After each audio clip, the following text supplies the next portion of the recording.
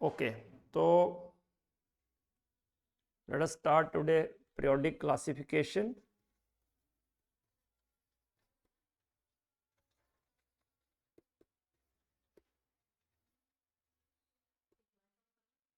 And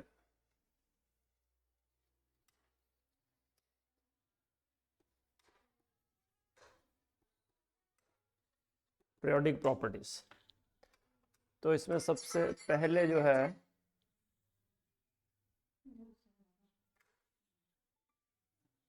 hello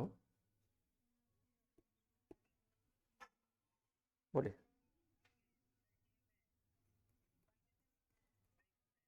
हाँ,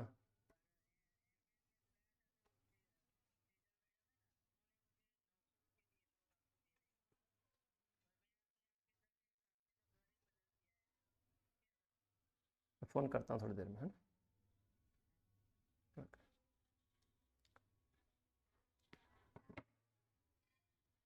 Mendeleev's periodic law.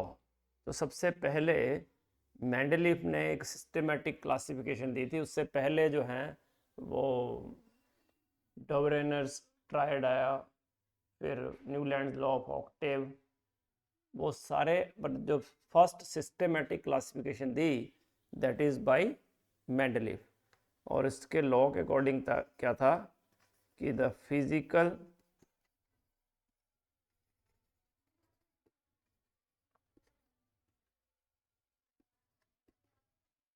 And chemical properties of elements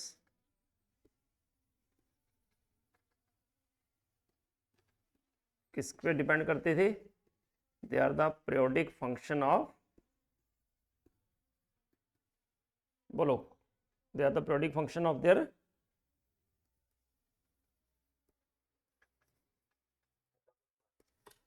atomic mass, और we can say atomic weights. So elements को उसने arrange किया in the order of increasing atomic weights into groups and periods, but there are so many drawbacks. तो क्या थे drawbacks? कि कुछ elements जो हैं उन पे उसको कंप्रोमाइज़ करना पड़ा, है ना। कि वो एलिमेंट्स जो थे वो as per there chemical properties उनको अलग तरीके से अरेंज करना पड़ा उसको, है ना। जैसे टेलोरियम और iodine, argon and potassium, nickel and cobalt. Cobalt का एटॉमिक वेट 58.9 है, निकल का 58.7, बट निकल को कोबाल्ट के बाद रखना पड़ा ताकि उसकी केमिकल प्रॉपर्टीज़ और फिजिकल प्रॉपर्टीज़ क्या हो जाए, अरेंज हो जाए, मतलब उसके अकॉर्डिंग आ जाए ग्रुप्स और पीरियड में। वैसे ही आर्गन और क्रिप्टॉन का, आर्गन का एटॉमिक वेट था 40 और पोटेशियम का 39, but argon is placed first and then potassium। तो ये इसके ड्रॉबैक्स थे, और इस वजह से नेक्स्ट जो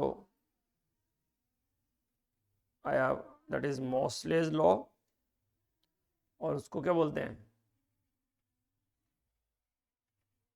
लॉन्ग फॉर्म और मॉडर्न पीरियोडिक टेबल, और मॉडर्न पीरियोडिक लॉ भी बोलते हैं। हाँ जी, टाइम अच्छा लैग कर रही है।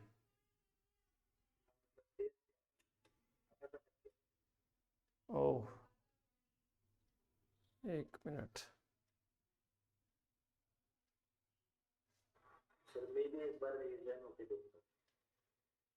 सबको प्रॉब्लम हो रही है बच्चे?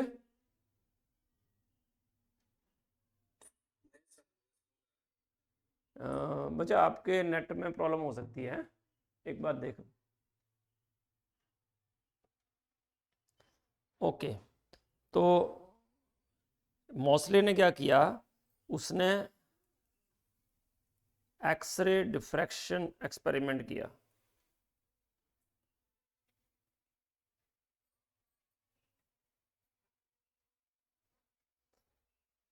बहुत सारे एलिमेंट्स पे एक्सरे डिफ्रैक्शन एक्सपेरिमेंट किया on a number of elements, और उसने प्रपोज किया कि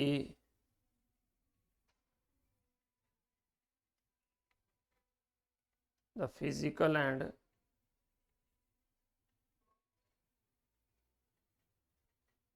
chemical properties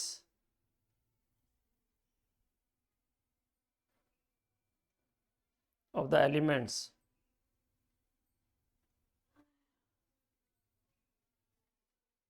are a periodic function of periodic function of their atomic numbers.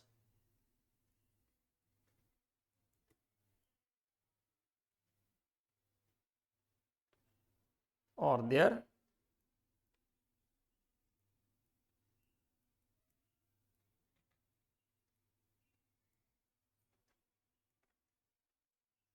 Electronic configuration. ठीक है, तो ये जो थी that is the most systematic classification, क्योंकि it is on the basis because atomic number is more fundamental than atomic mass. और जो अभी तक ये चल रहा है पीरियोडिक टेबल, तो इसके अकॉर्डिंग क्या था कि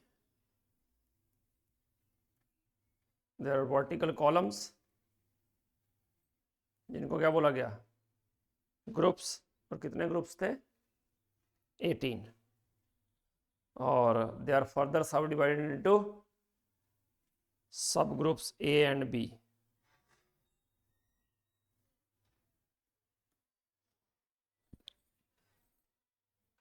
और दूसरे थे horizontal rose,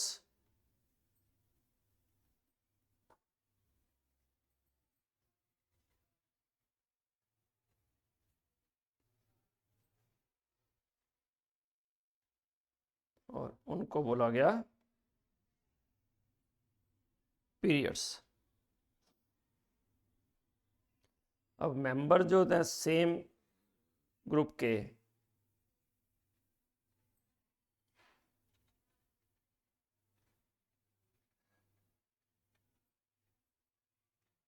they have same balance shell configuration, और उसको क्लासिफिकेशन जो 1A और B में की, तो 1A to 7A ये ग्रुप थे, 1 to 13, 14, 15, 16 एंड 17, और इनको बोला गया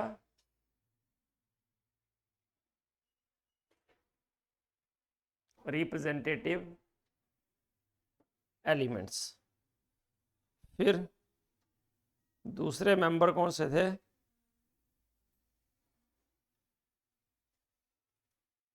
1B to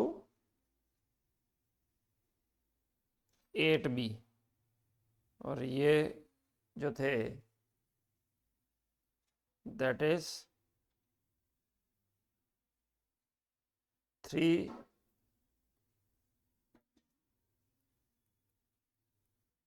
4, 5, 6, 7, 8, 9, 10, 11 एंड 12, और इनको बोला गया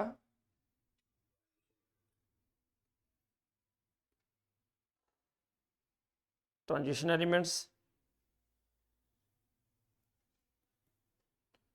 और ग्रुप 18 जो है, इसको और क्या बोलते हैं,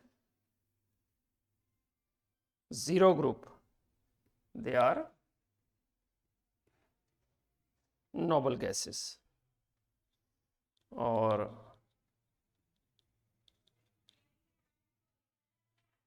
तो पूरे पीरियोडिक टेबल में देयर आर 7 पीरियड्स,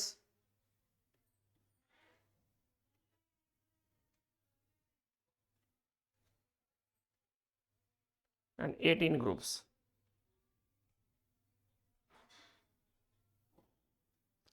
तो पीरियड जो होता है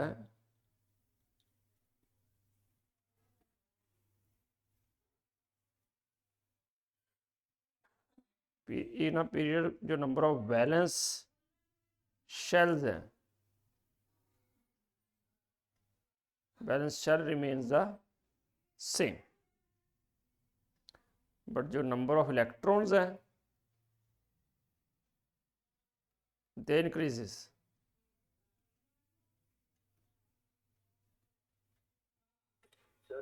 हाँ जी,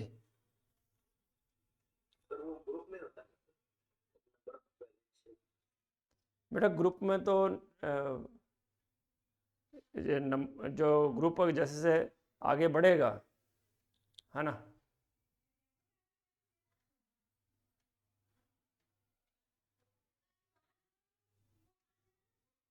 मतलब अगर पीरियड में जाओगे इस तरह से, देखो यहाँ फर्स्ट, चलो मैं फोर्थ पीरियड की बात करता हूँ। तो फोर्थ पीरियड में अब जाओगे इस तरह से, तो क्या होगा, वैलेंस शेल तो सेम ही रहेंगे ना।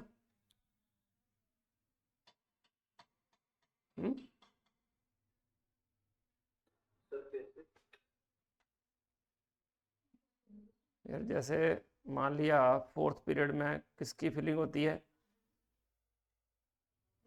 4s3d4p, तो ये वैलेंस ऑर्बिटल तो सेम ही रहेंगे ना सब में, सिर्फ number of electrons, valence electrons बढ़ेंगे।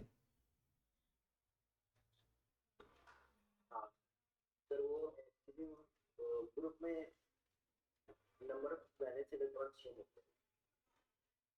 हाँ, यहाँ बैलेंस इलेक्ट्रॉन की बात नहीं हो रही, नंबर ऑफ बैलेंस शेल्स, जो बैलेंस इलेक्ट्रॉन्स है वो तो बढ़ेंगे पीरियड में ना, पर शेल रिमेन सेम। जो आप ग्रुप की बात कर रहे हो, तो ग्रुप में क्या होता है कि जो वैलेंस इलेक्ट्रॉन्स हैं दे आर सेम, बट जो उनका ऑर्बिटल है वो अलग अलग हो जाएगा।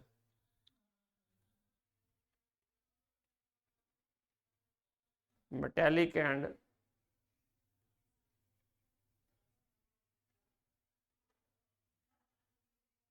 Non metallic character.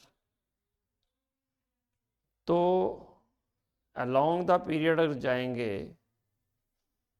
तो क्या होता है, इलेक्ट्रॉन एक्सेप्ट करने की टेंडेंसी, एनायन बनाने की टेंडेंसी क्या होती जाती है, इंक्रीज। तो पीरियड में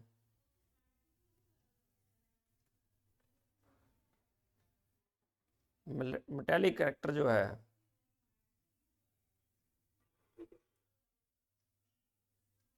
वो क्या होगा, डिक्रीजेस।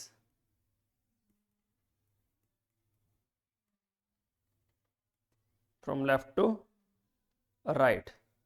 जैसे थर्ड पीरियड की बात करते हैं, तो sodium it is on the extreme left, तो it is most metallic. Chlorine जो है, सुना, most electronegative,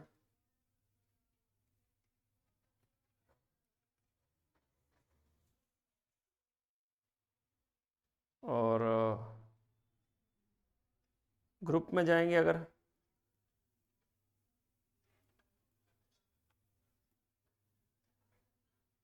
from top to bottom,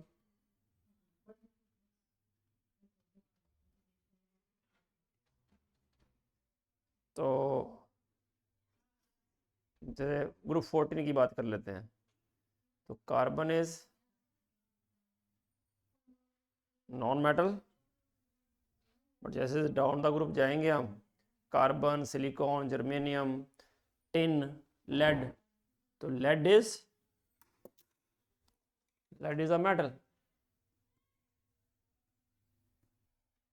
carbon is non metal, lead is a metal. तो मेटेलिक कैरेक्टर जो है डाउन द ग्रुप इंक्रीज करता है और इन अ पीरियड जो है वो डिक्रीज करता है।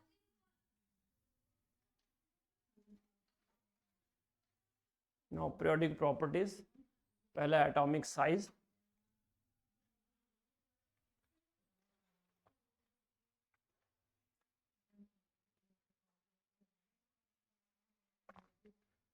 और atomic radii.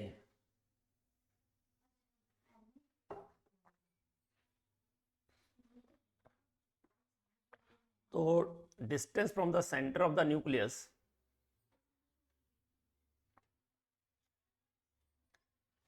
To the outermost shell, ये जो साइज होगा, ये जो डिस्टेंस होगी, that is called radius of an atom. और रेडियस किस पे डिपेंड करती है? It is directly proportional to number of shells.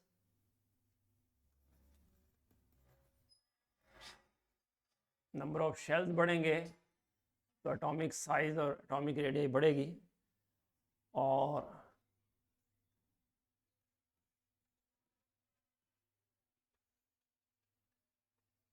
Nuclear charge बढ़ेगा तो एटॉमिक साइज और एटॉमिक रेडियाई डिक्रीज करेगी। तो इफेक्टिव न्यूक्लियर चार्ज जितना ज़्यादा होगा उतना साइज क्या होगा? स्मॉल। तो और जितना नंबर ऑफ शेल्स बढ़ेंगे, तो आपको पता है कि डाउन द ग्रुप जाते हैं तो नंबर ऑफ शेल्स बढ़ते हैं, तो इसलिए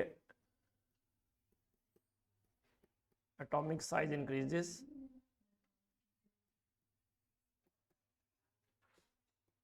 डाउन द ग्रुप, क्योंकि नंबर ऑफ शेल्स डोमिनेट करते हैं, और एटॉमिक साइज डिक्रीजेस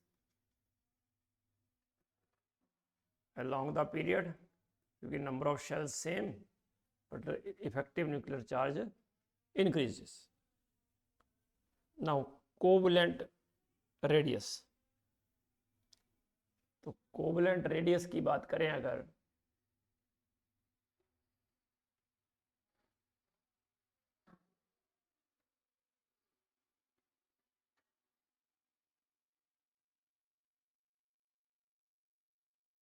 डिस्टेंस है डी, ये भी ए एटम, ये भी ए।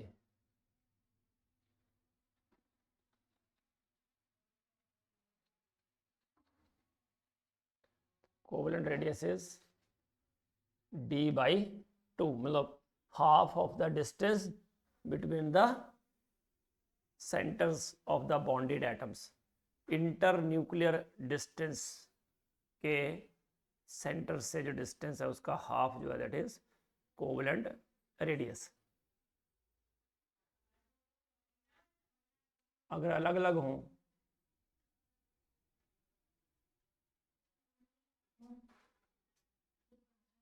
ए और बी,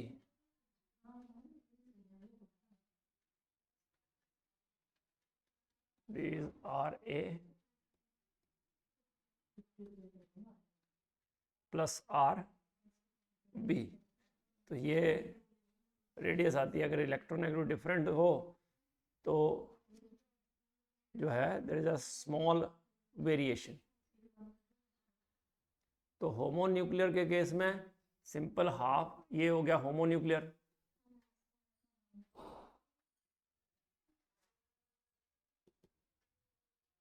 और ये हो गया हेट्रो न्यूक्लियर।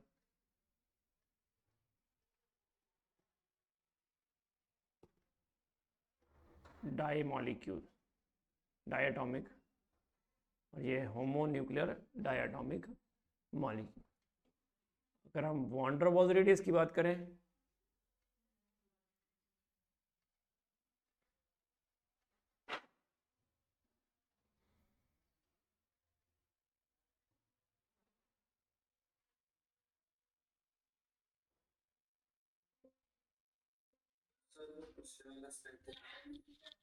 क्या हो रहे हो?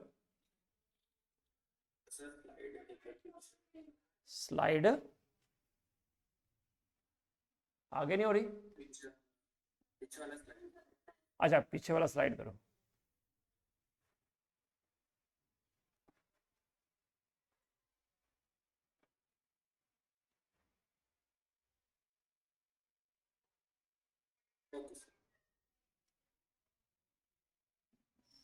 वॉन डर वॉल्स रेडियस में क्या होता है कि मान लिया ये ए है,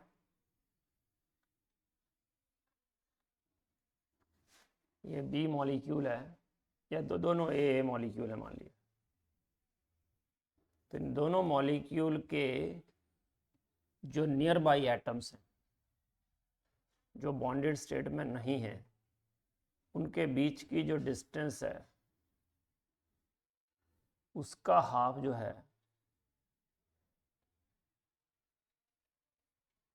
that is van der Waals radius. तो ऑब्वियसली जो कोवलेंट रेडियस है that is always less than van der Waals radius. और जो ग्रुप 18 के एलिमेंट्स होते हैं वो तो कोवलेंट बॉन्ड बनाते नहीं है जनरली, तो उनमें वॉन डर वॉल्स रेडियस जो है इज द ओनली रेडियस, और वो हमेशा ही ग्रेटर देन होगी covalent radius of the element of the same period. अब आते हैं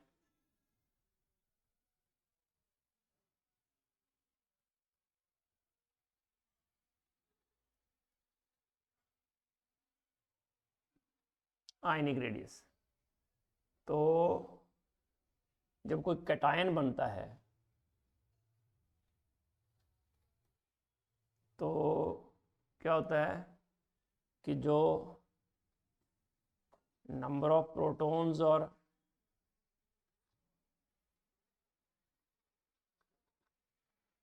नंबर ऑफ इलेक्ट्रॉन्स हैं, इसको बोलते हैं इफेक्टिव न्यूक्लियर चार्ज, कि कितने प्रोटॉन कितने इलेक्ट्रॉन पे लग रहे हैं। अब देखो कैटायन बनेगा तो प्रोटॉन्स में कोई चेंज होगा?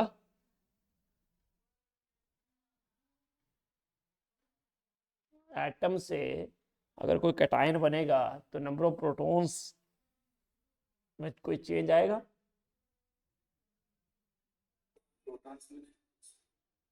प्रोटॉन्स में there will be no change, but electrons कम हो जाए तो जो प्रोटॉन टू इलेक्ट्रॉन रेशियो है वो क्या हो जाएगी? इंक्रीज। मतलब इफेक्टिव न्यूक्लियर चार्ज जो है वो क्या हो जाएगा? Effective nuclear charge increases when a cation is formed.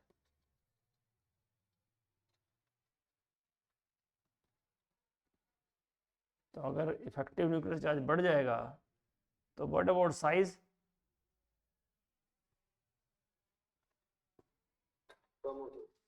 हाँ, resulting in decrease in radius.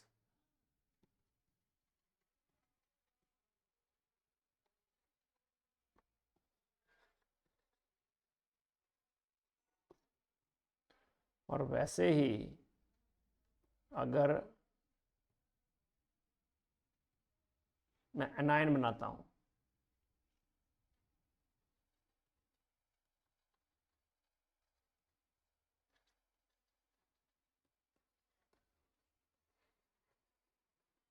तो क्या होगा? इफेक्टिव न्यूक्लियर चार्ज क्या हो जाएगा? Decrease.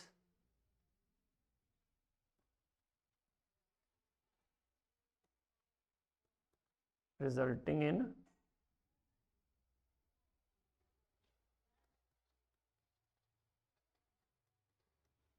increase in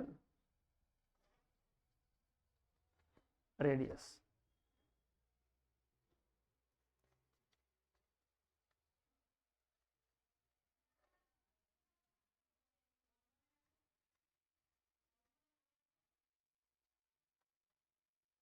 Then the radius of a normal atom. तो कैटायनिक रेडियस जो होती है वो हमेशा स्मॉलर होती है, जैसे एक Mg है और एक Mg2+ है, तो Mg is always greater than Mg2+, और जितना हायर चार्ज होगा उतना साइज स्मॉल हो जाएगा।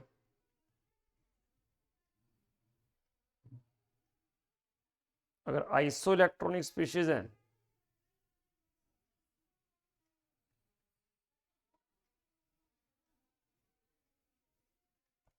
तो भी ऐसे होगा, क्योंकि न्यूक्लियर चार्ज के इनवर्स रिलेशन होगा। एनायन की बात करें तो जैसे O2 नेगेटिव है, it is larger in size than O negative, which in turn larger in O। वैसे ही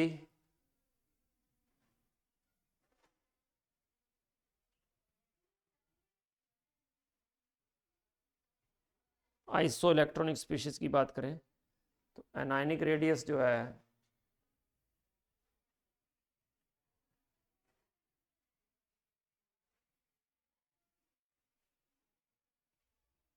that is inversely proportional to Z। Anionic हो या कैटायनिक हो, for what are isoelectronic species?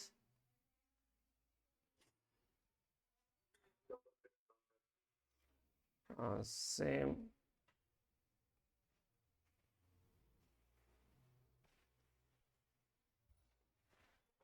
तो अगर आइसोइलेक्ट्रॉनिक स्पीशीज हो तो उनकी जो रेडियस है that is inversely proportional to Z।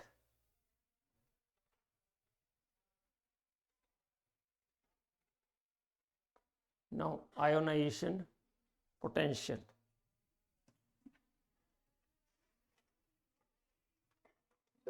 हाँ जी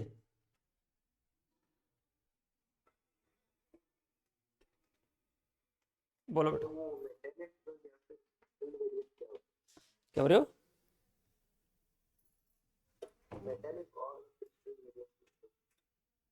मेटेलिक और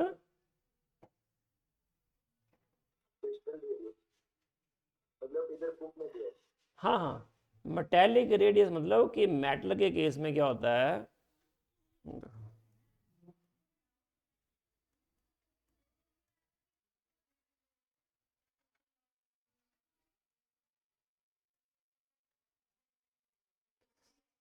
मेटल का एक इलेक्ट्रॉन सी मॉडल जो है ना, वो क्या बोलता है कि जो मेटल है उसमें पॉजिटिव आयंस होंगे जिनकी पोजीशन क्या होगी, fix.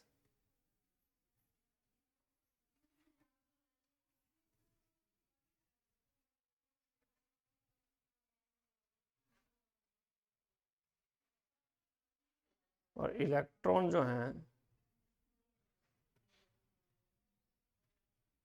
They can move freely, तो इसको बोलते हैं इलेक्ट्रॉन सी मॉडल। और जो कर्नल होता है दैट इज पॉजिटिवली चार्ज्ड, तो कर्नल्स आर फिक्स्ड।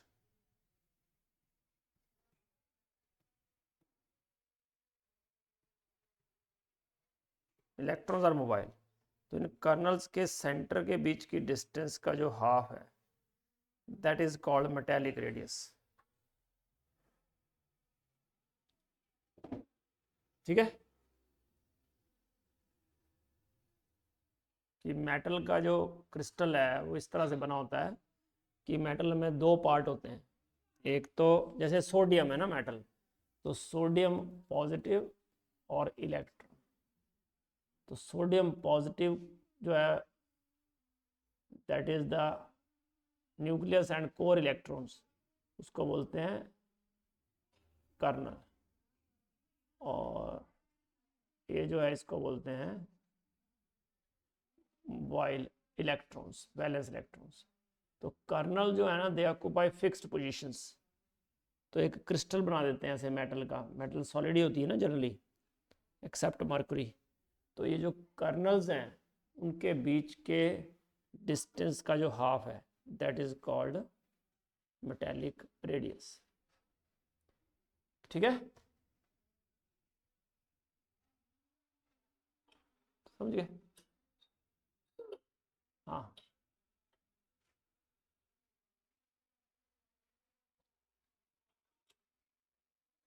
बोलिए।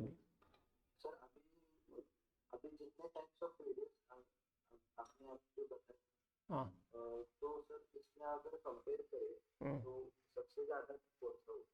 सबसे बड़ा बड़ा वॉन्डरवॉल्स, और उससे कम मेटेलिक, और सबसे कम कोवलेंट।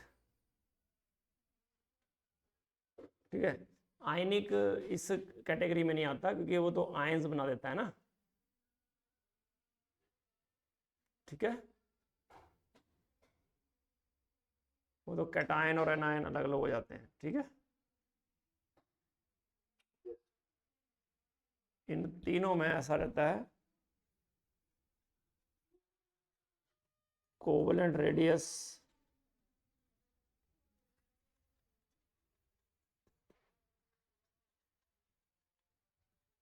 मेटेलिक रेडियस, और सबसे बड़ा होगा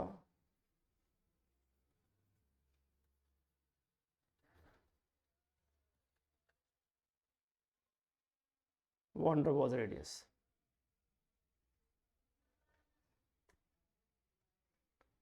okay, next is ionization potential. तो आयोनाइजेशन पोटेंशियल जो है, और इसको आयोनाइजेशन एनर्जी भी बोलते हैं,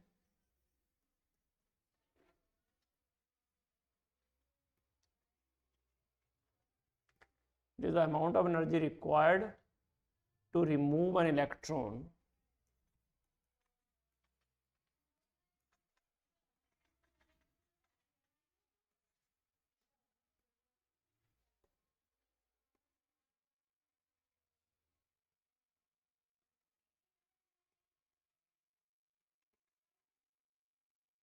from an isolated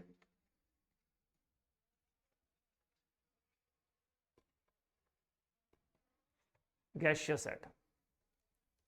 Amount of energy required to remove an electron from an isolated gaseous atom.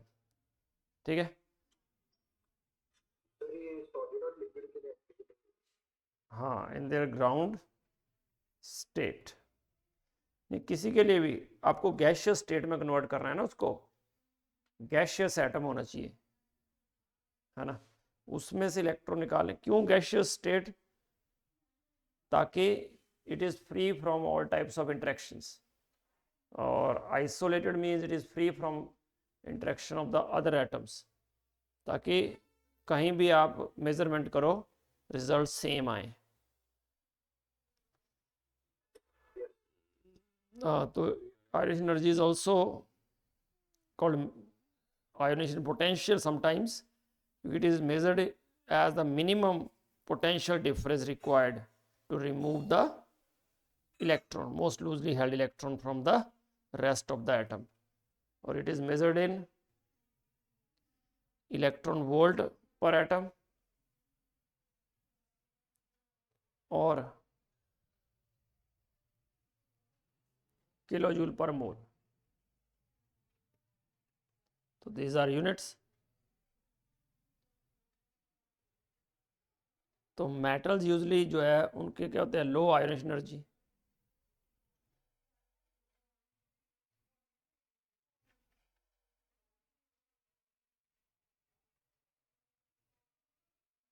क्योंकि मेटल होते क्या है, which has loosely held electron.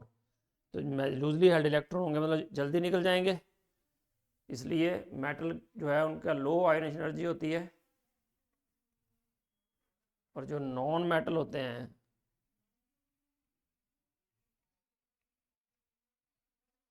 They have high ionization energy. और जो इनर्ट गैसेस होती हैं they have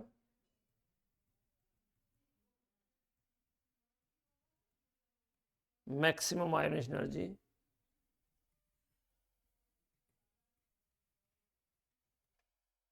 in its period. अगर हम पीरियड के अलॉन्ग जाएं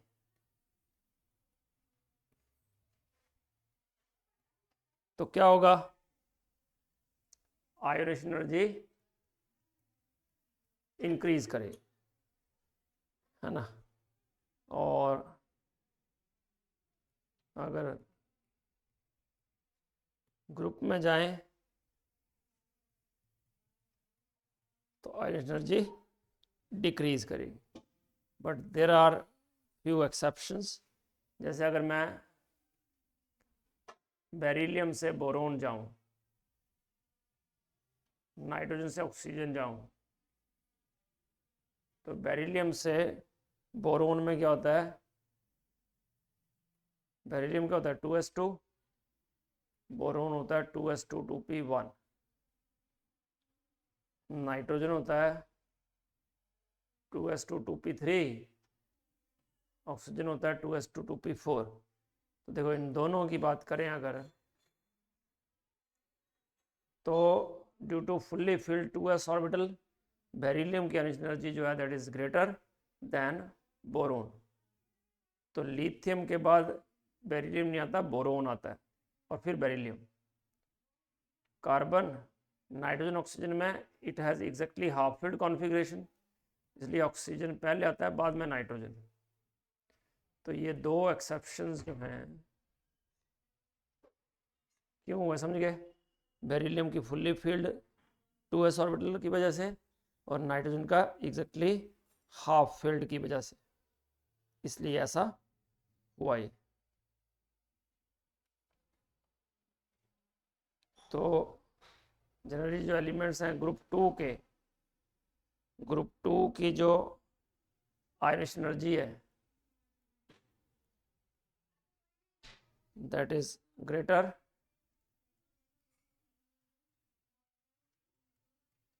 then ionic energy of group 13। ठीक है, वैसे ही अगर हम first second third ionic energy की बात करें, फर्स्ट इलेक्ट्रॉन निकालना तो इसको बोलेंगे I1,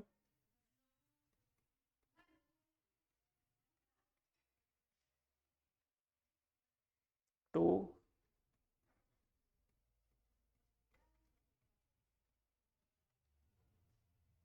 3। तो कौन सी आयनिक एनर्जी जो है वो ज़्यादा होगी, फर्स्ट सेकंड थर्ड? तो third ionic energy is greater then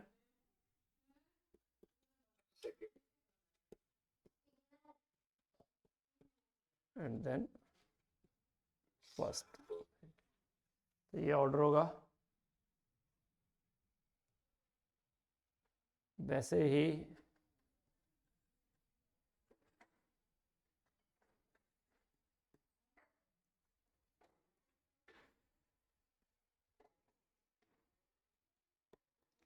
electron की एंथैल्पी की बात करें तो it is the amount of energy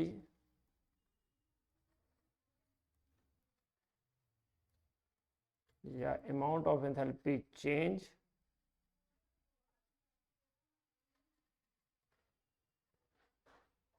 when an electron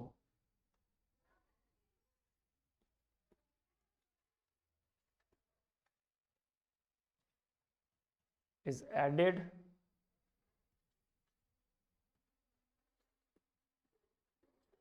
to an isolated gaseous atom in the same ground state। तो इसमें भी जो इलेक्ट्रॉन की एंथैल्पी है, इलेक्ट्रॉन एफिनिटी है, वो भी किस पे डिपेंड करेगी, एक तो nuclear charge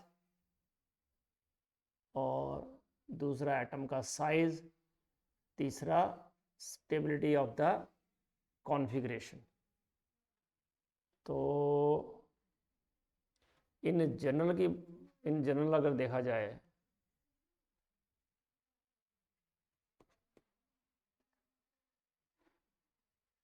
so in a period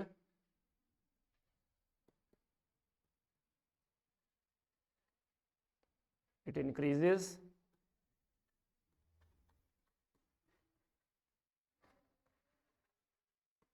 from left to right,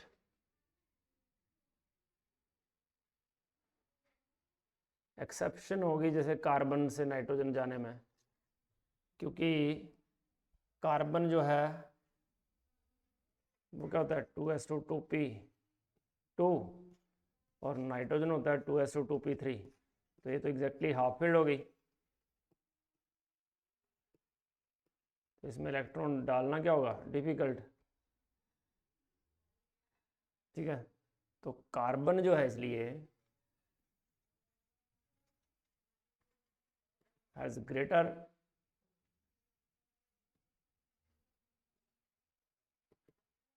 electron affinity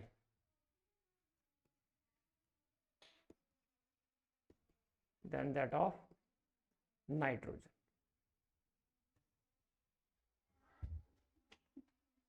और अगर मैं ऐसे लिखूं, फर्स्ट इलेक्ट्रॉन ऐड करना जो है उसमें डेल्टा एच नेगेटिव भी हो सकता है, पॉजिटिव भी हो सकता है, बट सेकेंड इलेक्ट्रॉन ऐड करोगे तो delta H is always positive, हमेशा ही पॉजिटिव होगा। तो addition of second electron is always an endothermic process.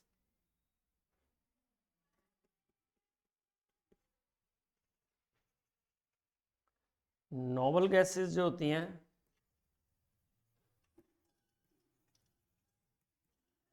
they have positive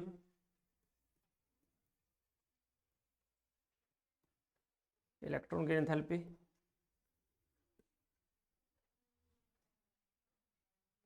क्योंकि फुल्ली फील्ड कॉन्फ़िगरेशन है।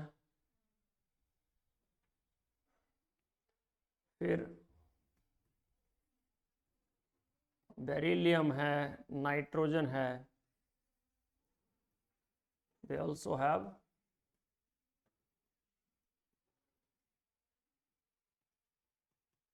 पॉजिटिव इलेक्ट्रॉन की एंथैल्पी। क्यों होती है positive?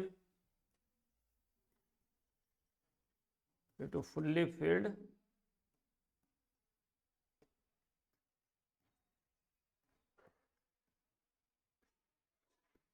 Electronic configuration.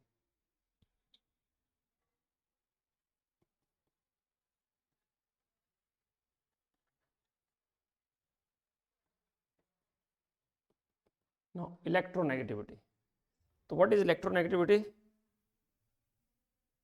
It is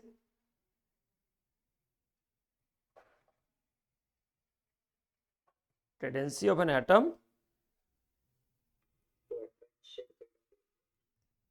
to attract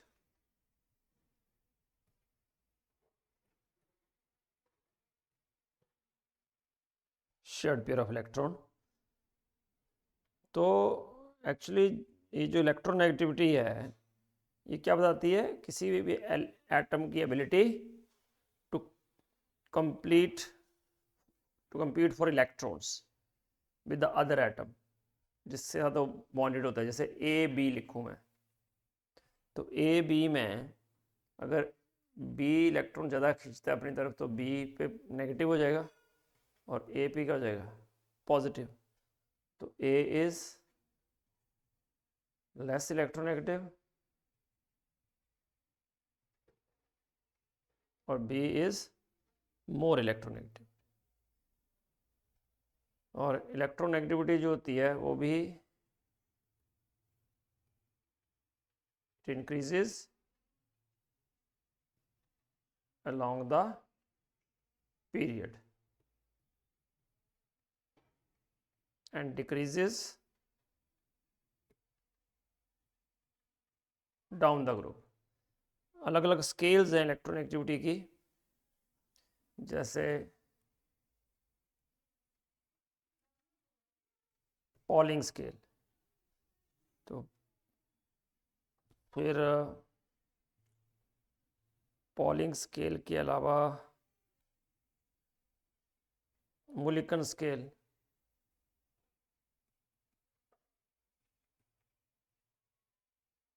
और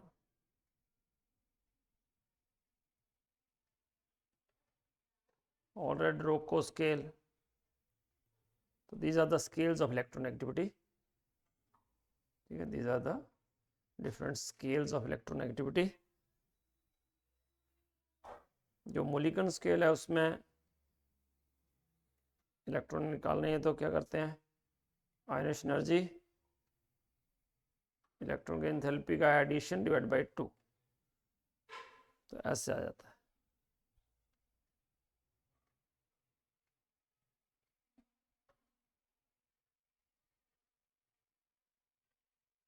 इनर्ट पेयर इफेक्ट, इससे पहले मैं आपको ये पॉलिंग स्केल की इलेक्ट्रोनेगेटिविटी वैल्यू बता देता हूँ, कैसे याद रखनी है।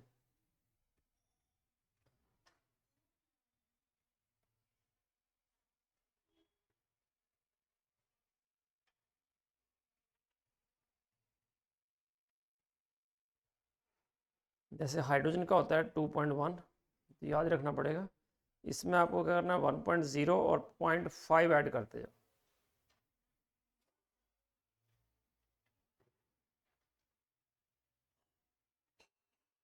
नेक्स्ट में 0.9 और 0.3 ऐड करते जाओ पहले,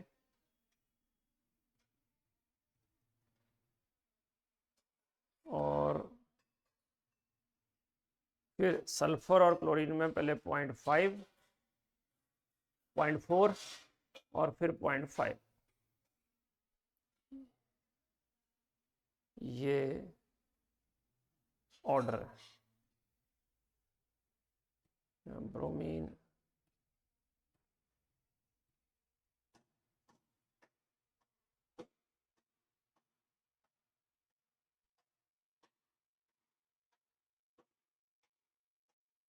मुझे याद नहीं है।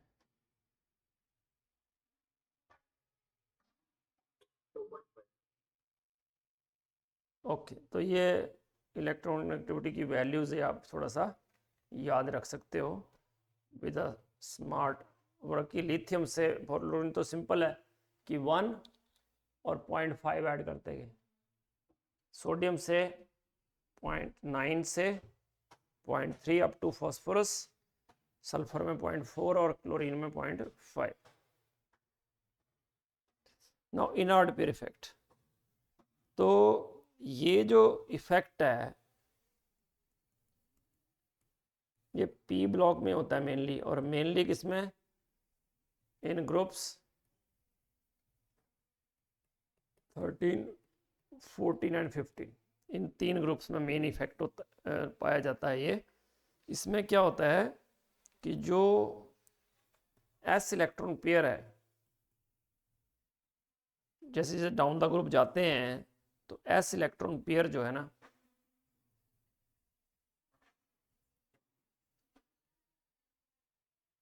it becomes inert. Do not take part in bonding. इसलिए जो ऑक्सीडेशन स्टेट एलिमेंट्स की वो 2 से कम हो जाती है, मतलब 2 यूनिट लेस हो जाती है। जैसे मैं ग्रुप 13 की बात करूं, ग्रुप 13 में मैं एल्यूमिनियम लूं अगर, तो आप कितनी ऑक्सीजन स्टेट बोलोगे इसकी, +3, ठीक है। बट जैसे हम थेलियम पे आते हैं तो +1 इज डोमिनेटिंग। एल्यूमिनियम में सिर्फ +3 होती है, +1 does not exist, but thallium में it can show +1 as well as +3, और उसमें भी thallium 1+ is more stable than thallium 3+ due to inert pair effect. क्योंकि F और D इलेक्ट्रॉन आ जाते हैं तो जिसकी वजह से जो शील्डिंग है पुअर हो जाती है, और कौन से इलेक्ट्रॉन ज़्यादा अट्रैक्ट होंगे न्यूक्लियस की तरफ, तो S, इसलिए S इलेक्ट्रॉन पेयर इनर्ट होता जाता है।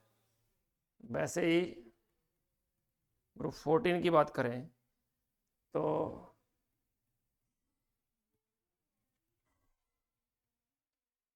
कार्बन जो है that can show, carbon, silicon, even germanium, they can show +4, but tin और lead can show +2 as well as +4, और उसमें भी जो लेड है Pb2+ is more stable than Pb4+. तो this is inert pair effect. वैसे ही अगर हम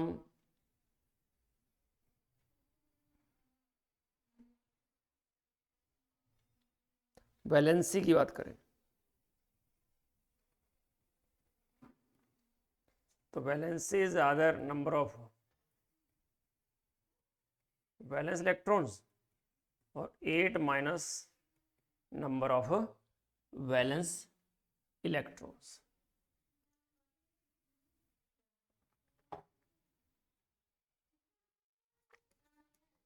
तो lithium, beryllium, carbon, nitrogen, oxygen, fluorine.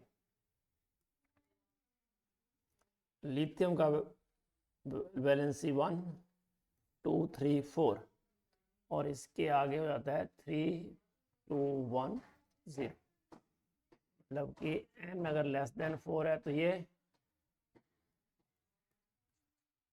तो इस तरह से वैलेंसी भी हम फाइंड आउट कर सकते हैं. वैसे ही ऑक्सीडाइजिंग और रिड्यूसिंग टेंडेंसी,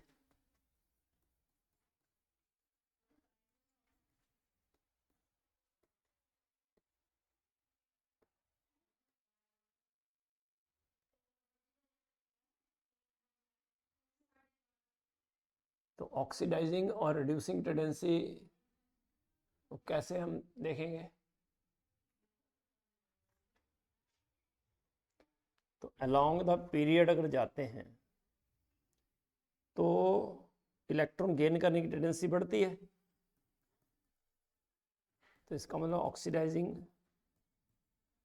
पावर क्या हो जाएगी, इंक्रीज. डाउन द ग्रुप जाएंगे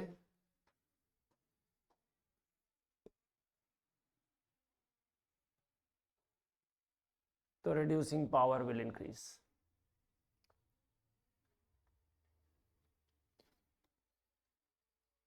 acidic and basic oxides. Metal oxide कैसे होते हैं,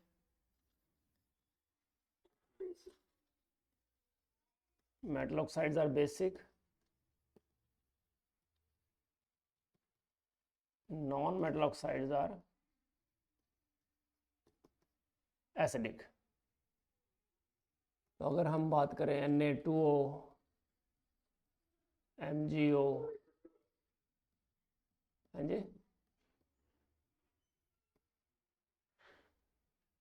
बोलिए बोलिए.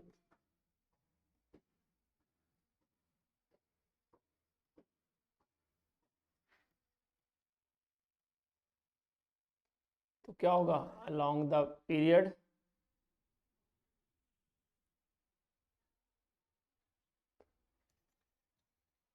Basic character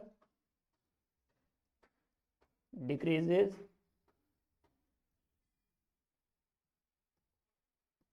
acidic character increases. Sodium oxide is more basic than MgO. MgO is more basic than Al2O3, which in turn more basic than SiO2, P4O10, SO3, Cl2O7. So this is the order of basic और acidic. ये जो मैंने लिखा that is order of basic character.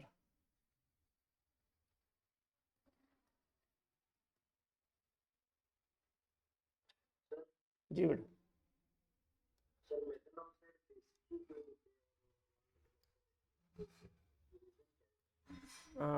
क्योंकि जैसे मान लिया Na2O लिया हमने, when we dissolve it in water it will give base, that's why they are basic. हमने नॉन मेटल ऑक्साइड लिया, उसको वाटर में डाला, we get acid, that's why metal oxides are. क्योंकि मेटल ऑक्साइड क्या होंगे, जो इलेक्ट्रॉन इजीली लूज करके बने होंगे, लूज करेंगे. एसिडिक ऑक्साइड्स, ठीक है। तो नॉन मेटल के साथ जो है वो ये क्या बनते हैं, एसिडिक ऑक्साइड, क्योंकि नॉन मेटल का जो ऑक्सो एसिड होगा दैट इज ऑक्साइड होगा, दैट इज एसिडिक, वो एसिड देगा वाटर में डिजॉल्व होने के बाद। और नॉन मेटल सॉरी मेटल का ऑक्साइड होगा वो मेटल हाइड्रोक्साइड बनाएगा। ऐसे भी देख लो ना, ये है मेटल,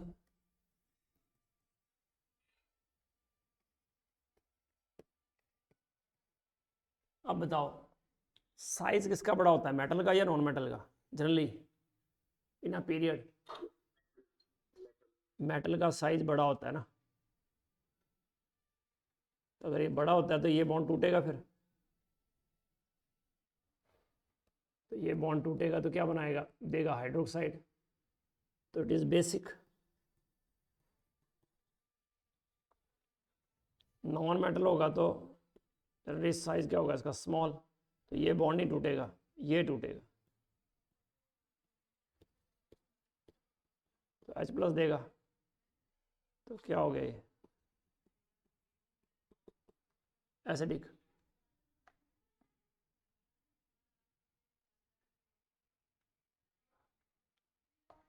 समझे?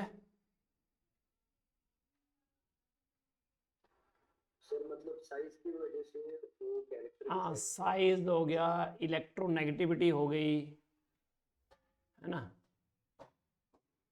उस इसलिए जो है एक OH नेगेटिव देता है, कोई भी सब्सटेंस अगर OH नेगेटिव दे सोल्यूशन में दैट इज बेस, और कोई भी अगर H प्लस दे तो एसिड। ओके, ठीक। तो ये पूरा चैप्टर हो गया, इसके रिलेटेड मैं आपको जो है असाइनमेंट भेजता हूँ, ट्राई टू सॉल्व इट, ठीक है। सर इसका क्वेश्चन अभी आप करा के लेते क्वेश्चंस दो चार करवा देता हूँ। हाँ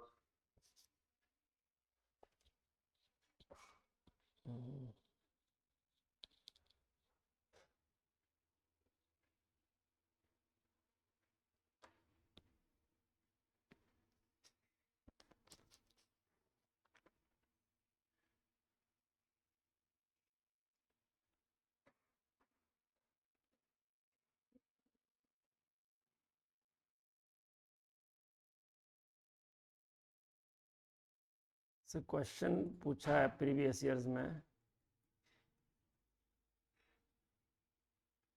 आयनिक रेडियस ऑफ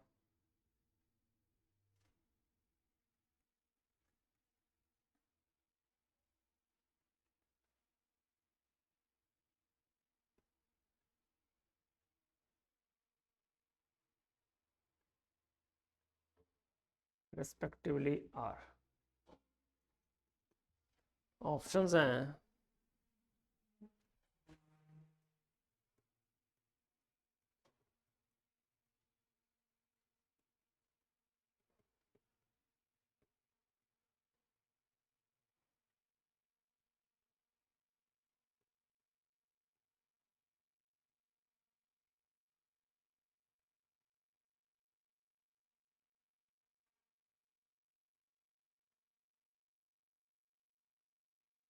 बोलिए, N3 नेगेटिव, O2 नेगेटिव और F नेगेटिव, इनकी आयनिक रेडियस क्या क्या होगी?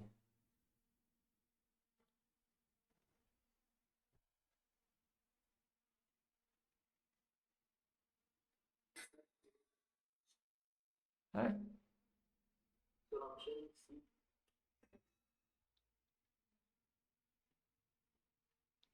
ऑप्शन सी, कैसे?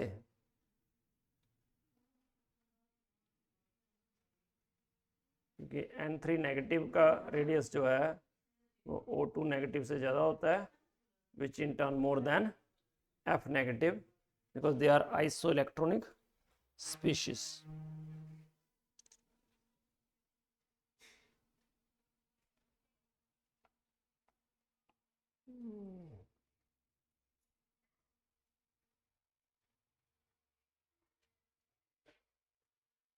हाइड्रेशन एनर्जी जो है of Mg2 plus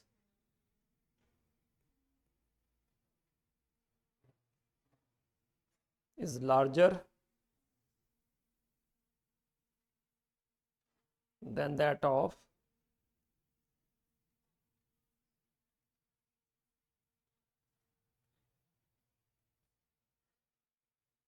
sir hydration energy क्या होती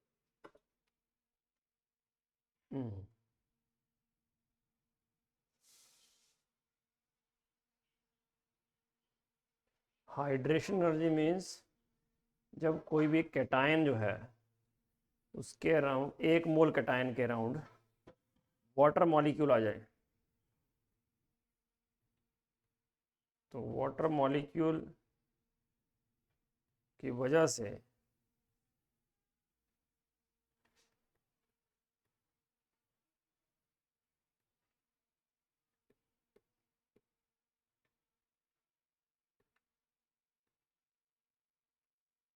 जो ये इस इंट्रैक्शन से जो एनर्जी रिलीज होती है, that is hydration energy. Ion dipole interaction होता है इसमें. ठीक है, तो किसकी एनर्जी जो है Mg2 प्लस की एनर्जी किससे ज़्यादा होगी?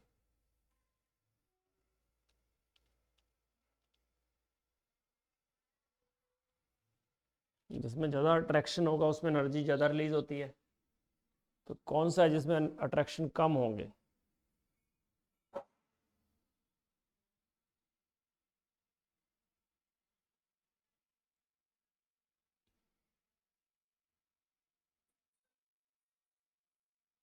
तो बाकी भी बोलो.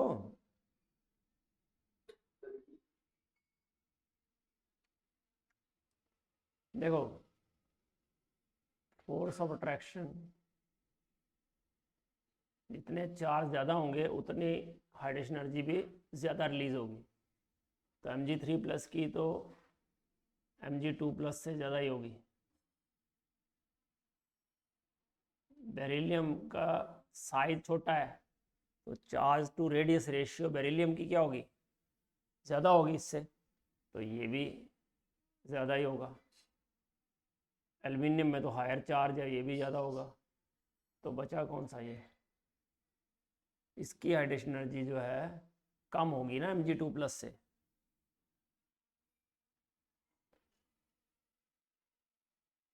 अगर हम इन तीनों को कंपेयर करें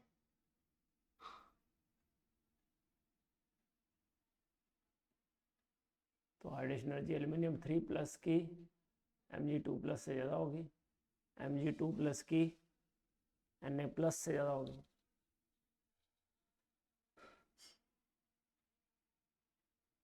ठीक है,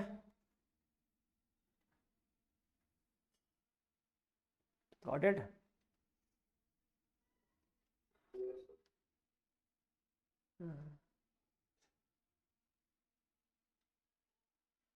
अब सेकेंड आयन एंथैल्पी की बात करते हैं.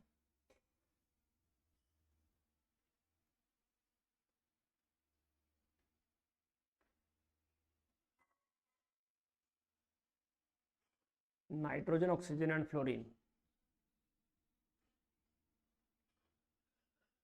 कार्बन भी ले लो, तो क्या ऑर्डर होगा सेकेंड आयन एंथैल्पी की? है?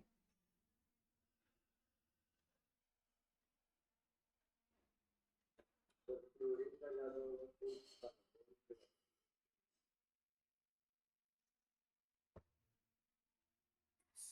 हाँ बेटा,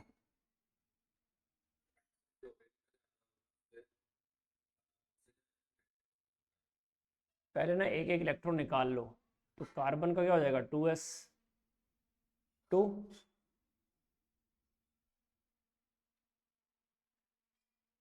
क्या होगा?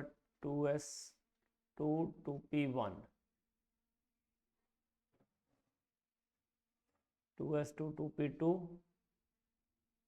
2s2 2p3, 2s2 2p4, ये है। तो अब आपको करेक्ट ऑर्डर बताना है। तो सबसे ज़्यादा किसका होगा बोलो? Carbon, nitrogen, oxygen, fluorine.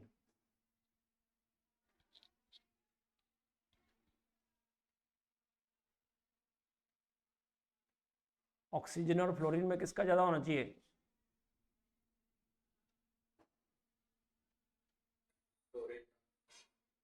किसका? फ्लोरीन। बेटा ऑक्सीजन का।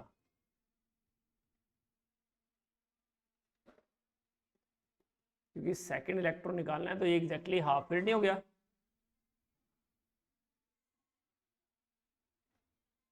It is difficult to remove electron.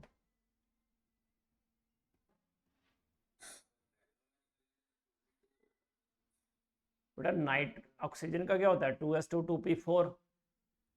तो एक इलेक्ट्रॉन निकाल दिया आपने।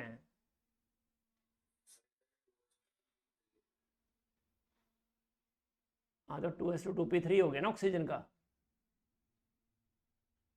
एक इलेक्ट्रॉन निकालने के बाद।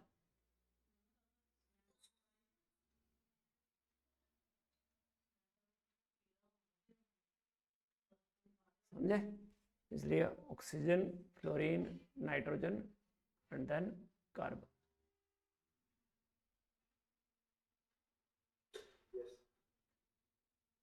ओके।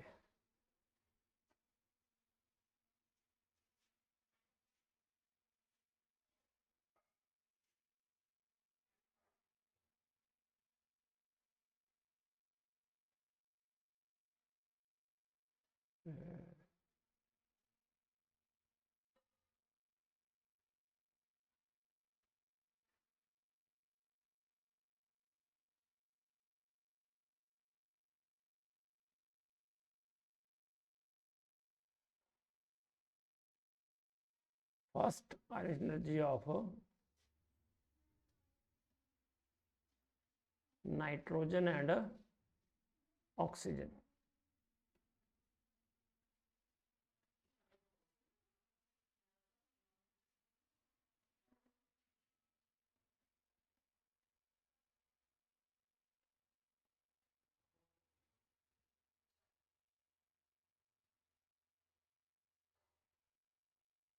बोलो।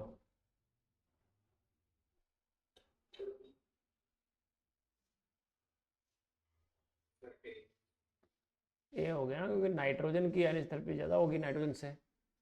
First energy of nitrogen is greater than oxygen.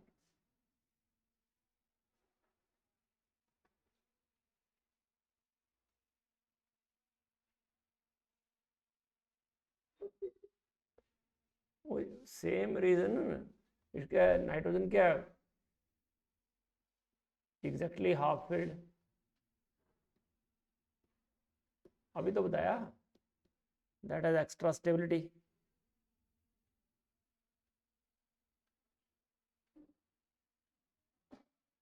हम्म।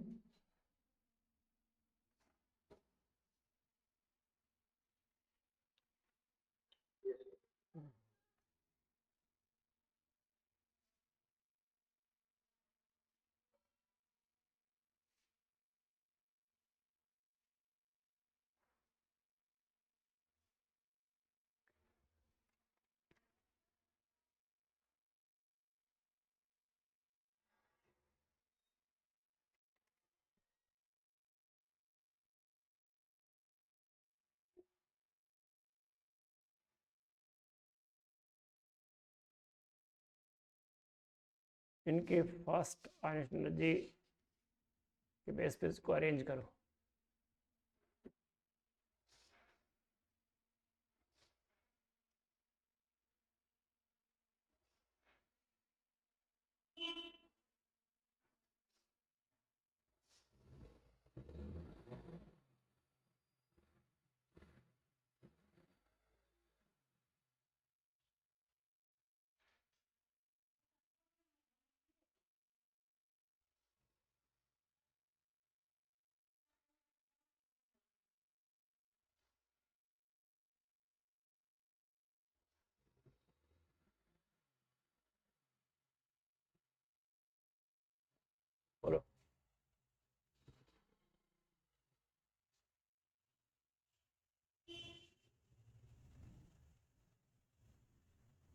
क्या ऑर्डर होगा?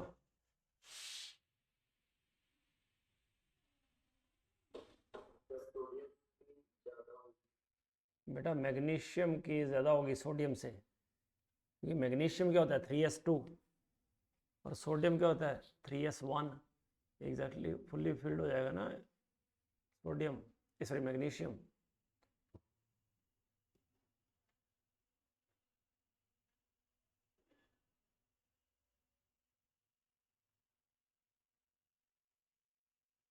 तो सबसे ज़्यादा होगी एक्चुअली सिलिकॉन की, उससे कम एल्युमिनियम, एल्युमिनियम के बाद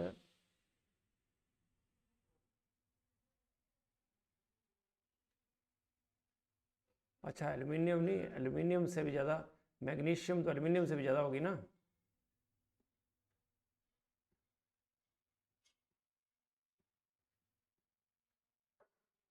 ऐसा होगा ऑर्डर, क्योंकि मैग्नीशियम सोडियम से तो ज़्यादा होनी ही है, बट एल्युमिनियम से भी ज़्यादा होगी due to fully filled configuration.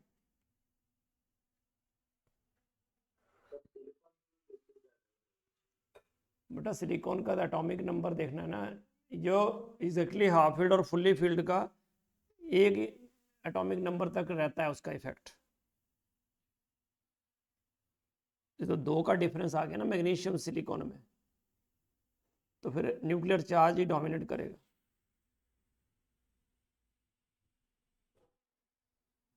Okay, nitrogen का इफेक्ट ऑक्सीजन पे होता है, फ्लोरीन पे नहीं।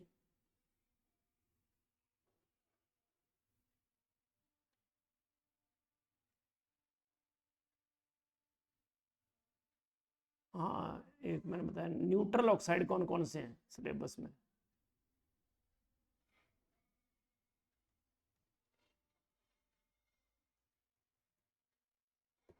पूरी केमिस्ट्री में कौन कौन से न्यूट्रल ऑक्साइड्स हैं? तो याद रखना CO, NO and N2O, these are the neutral oxides.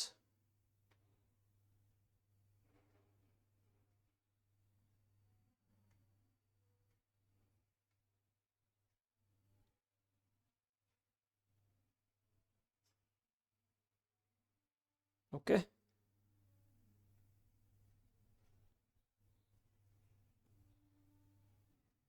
they are only the neutral oxides.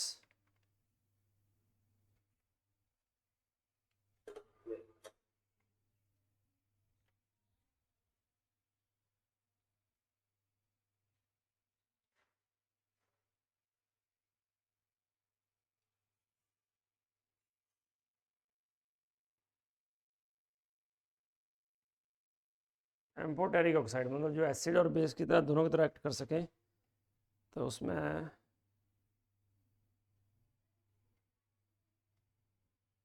एक तो है Cr2O3, बेरिलियम ऑक्साइड भी एम्फोटेरिक है।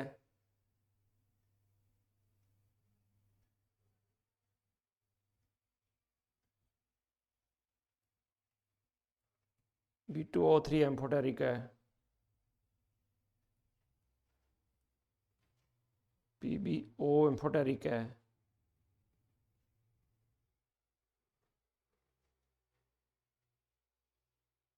SnO2 एम्फोटेरिक है। Al2O3 एम्फोटेरिक है। ZnO एम्फोटेरिक है। So these are amphoteric oxides.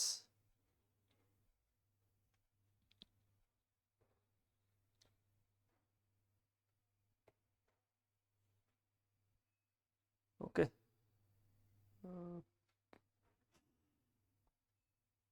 फिर सर वो बेरिलियम ऑक्साइड कैसे इम्पोर्टेंट? देखिए beryllium oxide can react with acid as well as base. BeO can react with HCl as well as NaOH, क्योंकि उससे आगे वाले तो सारे ही बेसिक हैं। MgO is a weak base, BeO is amphoteric. कि बेरिलियम 2+ जो है that is high polarising power.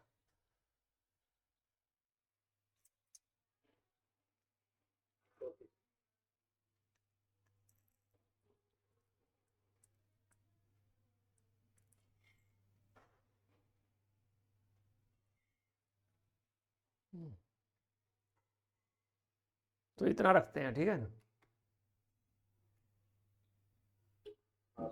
Okay.